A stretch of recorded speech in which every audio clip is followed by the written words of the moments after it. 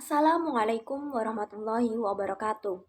Perkenalkan, nama saya Sahar Nur Hanifah, NIM 190321110046, TPA kelas A dari Program Studi Agribisnis, Fakultas Pertanian Universitas Trunojoyo Madura. Dalam video kali ini, saya akan mereview atau mengulas dan mengomentari dua jurnal tentang analisis SCP atau struktur, kondak, dan performance pada komoditas pertanian. Adapun dua jurnal tadi, jurnal pertama sebagai jurnal yang saya review dan jurnal kedua sebagai jurnal pembanding.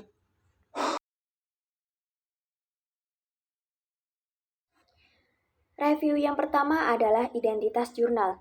Jurnal 1 judulnya adalah Analisis Struktur, Conduct and Performance atau SCP pada pemasaran lada putih atau Muntok White Paper di Kabupaten Bangka Barat.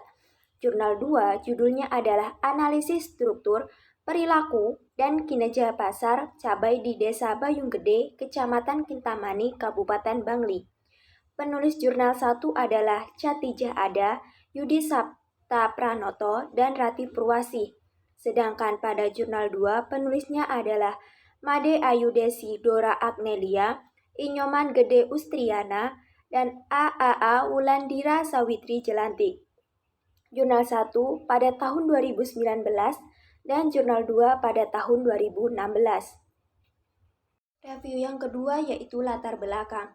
Pada jurnal 1, latar belakangnya adalah Kabupaten Bangka Barat merupakan salah satu wilayah yang berkontribusi terhadap pengembangan sektor pertanian di Provinsi Kepulauan Bangka Belitung. Petani lada putih di Kabupaten Bangka Barat menjual hasil produksinya kepada pedagang pengumpul lada putih yang ada di desa tempat tinggal mereka, sehingga para petani tidak leluasa menjual hasil produksinya kepada pedagang besar dengan menawarkan harga yang lebih tinggi dibandingkan dengan pedagang pengumpul desa. Selain itu, harga lada putih yang terus menurun disebabkan karena distribusi yang kurang baik di setiap tahunnya. Pada jurnal 2, latar belakangnya adalah Bali merupakan salah satu provinsi yang mayoritas mata pencaharian penduduknya adalah petani.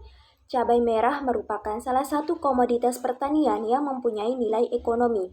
Selama beberapa tahun terakhir, produktivitas cabai selalu mengalami fluktuasi, sedangkan harga cabai di tingkat produsen cenderung mengalami peningkatan yang cukup berarti dari tahun ke tahun. Hal ini diduga karena berkaitan dengan rendahnya produktivitas dari cabai tersebut. Review yang ketiga adalah tujuan penelitian. Pada jurnal 1 terdapat dua tujuan penelitian, yaitu yang pertama, mendeskripsikan saluran pemasaran lada putih di Kabupaten Bangka Barat. Yang kedua, menganalisis efisiensi pemasaran lada putih menggunakan metode market struktur, market conduct, and market performance atau SCP di Kabupaten Bangka. Pada jurnal kedua, terdapat 3 tujuan penelitian, yaitu yang pertama ada untuk mengetahui struktur pasar komoditas cabai di Desa Bayung Gede, Kecamatan Kintamani, Kabupaten Bangli. Yang kedua, untuk mengetahui perilaku pasar komoditas cabai di Desa Bayung Gede, Kecamatan Kintamani, Kabupaten Bangli. Yang ketiga, untuk mengetahui kinerja pasar komoditas cabai di Desa Bayung Gede, Kecamatan Kintamani, Kabupaten Bangli. Review yang keempat adalah metode penelitian. Pada jurnal 1, penelitian ini dilakukan di Kabupaten Bangka Barat mulai bulan Agustus 2018 sampai bulan Mei 2019. Penentuan daerah penelitian ini dilakukan dengan sengaja atau purposive sampling. Metode penelitian yang digunakan dalam penelitian ini adalah metode survei. Alat analisis yang digunakan adalah deskriptif, kualitatif, dan pendekatan SCP. Pada jurnal 2, penelitian ini dilakukan dalam rentang waktu bulan Agustus sampai September 2015 di Desa Bayung Gede, Kecamatan Kintamani, Kabupaten Bangli, di mana penetapan responden diambil secara sensus dan metode pengumpulan data yang digunakan meliputi wawancara, dokumentasi, dan studi pustaka. Metode analisis yang digunakan adalah metode analisis deskriptif. Review yang kelima adalah pembahasan. Struktur pasar pada jurnal 1 adalah pada pemasaran lada putih di Kabupaten Bangka Barat menunjukkan terdapat 5 saluran pemasaran, yaitu saluran 1 dari petani ke pedagang pengumpul desa, ke pedagang pengumpul kecamatan, kemudian ke pedagang besar. Saluran 2 dari petani ke pedagang pengumpul desa, kemudian ke pedagang besar. Saluran 3 dari petani ke pedagang besar, saluran 4 dari petani ke pedagang pengumpul kecamatan, kemudian ke konsumen.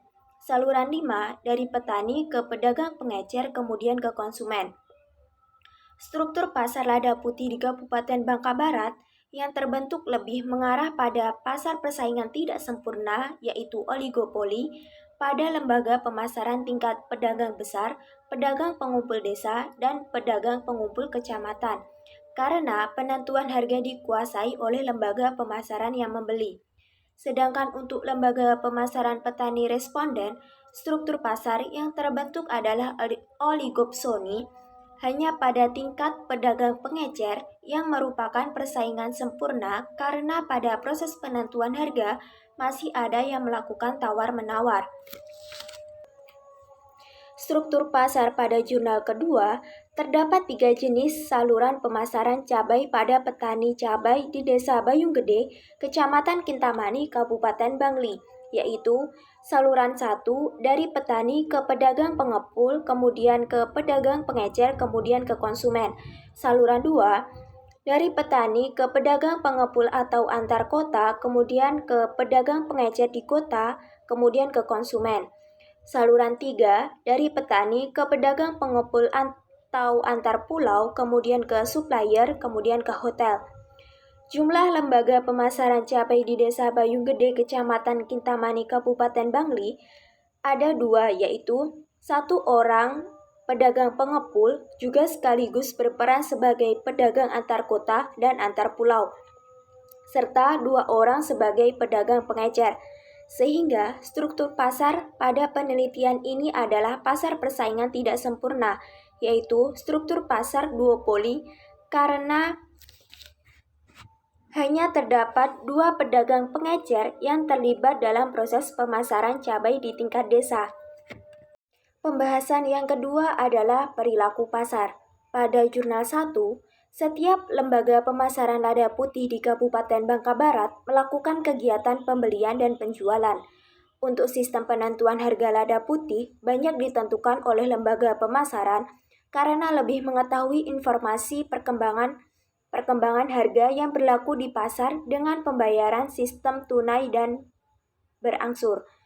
Sedangkan untuk kerjasama yang dilakukan oleh petani responden dan lembaga pemasaran lada putih tidak terikat dan tanpa kontrak tertulis. Bentuk kerjasama yang dilakukan antar pelaku pemasaran juga hanya dalam bentuk sederhana. Sedangkan perilaku pasar pada jurnal kedua, analisis perilaku pasar pada penelitian ini meliputi yang pertama, praktik pertukaran atau fungsi pemasaran yang dilakukan oleh lembaga pemasaran, yaitu fungsi pertukaran, fungsi fisik, dan fungsi fasilitas. Yang kedua, strategi harga berdasarkan SOP harga yang ditentukan berdasarkan rekomendasi petani dan markup standar yang kemudian terjadi tawar-menawar antara petani dan pedagang pengepul. Yang ketiga, strategi produk yang dilakukan adalah aktivitas yang berasal dari bawah atau produsen menuju ke arah atas atau konsumen melalui lembaga pemasaran yang disebut dengan aktivitas vertikal. Yang keempat, informasi yang digunakan meliputi informasi statistik seperti siapa yang melakukan aktivitas pemasaran, apa yang dipasarkan, berapa jumlah produk, dan di mana transaksi jual beli dilakukan. Yang kelima, kerjasama yang dilakukan hanya terjadi antara petani dengan pedagang pengepul karena ada keterikatan.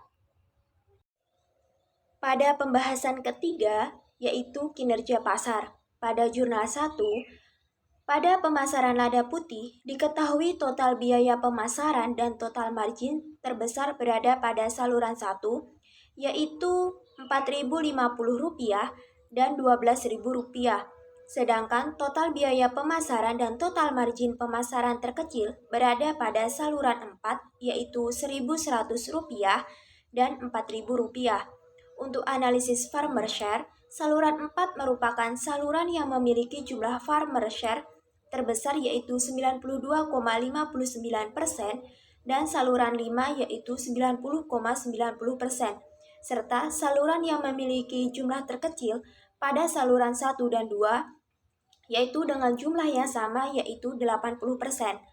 Rasio keuntungan dan biaya pada setiap saluran pemasaran lada putih di Kabupaten Bangka Barat menunjukkan bahwa kegiatan pemasaran yang dilakukan sudah memberikan keuntungan.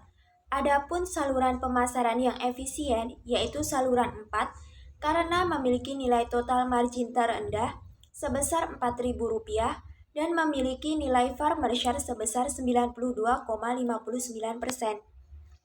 Pada jurnal 2, terdapat 3 kinerja pasar yaitu margin pemasaran pada saluran pemasaran 1 adalah Rp3.000 per kilogram, pada saluran pemasaran 2 sebesar Rp5.000 per kilogram, dan pada saluran pemasaran 3 sebesar Rp15.000 per kilogram, yang menunjukkan bahwa ketiga saluran pemasaran tersebut sudah efisien. Yang kedua, besarnya farmer share pada saluran pemasaran 1 yaitu 86,96%, saluran pemasaran 2 80%, dan saluran pemasaran 3 57,14%. Yang ketiga, efisiensi pemasaran pada saluran pemasaran 1 sebesar 3,38%, pada saluran pemasaran 2 sebesar 7,15%, pada saluran pemasaran 3 sebesar 8,32%. Review yang keenam adalah kesimpulan. Pada jurnal 1, terdapat 5 macam saluran pemasaran lada putih di Kabupaten Bangka Barat. Struktur pasar yang terbentuk dari pemasaran lada putih di Kabupaten Bangka Barat adalah 1. Pasar yang terbentuk pada petani responden mendekati pasar oligopsoni. Yang kedua, pasar yang terbentuk pada pedagang besar, pedagang pengumpul desa, dan pedagang pengumpul kecamatan mendekati pasar oligopoli. Dan yang ketiga, pasar yang terbentuk pada pedagang pengecer cenderung mendekati pasar persaingan sempurna. Perilaku pasar yang terdiri dari kegiatan penjualan dan pembelian dilakukan oleh lembaga pemasaran atas kepercayaan. Sistem penentuan harga dilakukan dengan cara tawar-menawar atau ditentukan oleh lembaga pemasaran berdasarkan harga yang berlaku di pasar internasional, serta pembayaran dilakukan secara tunai dan berangsur.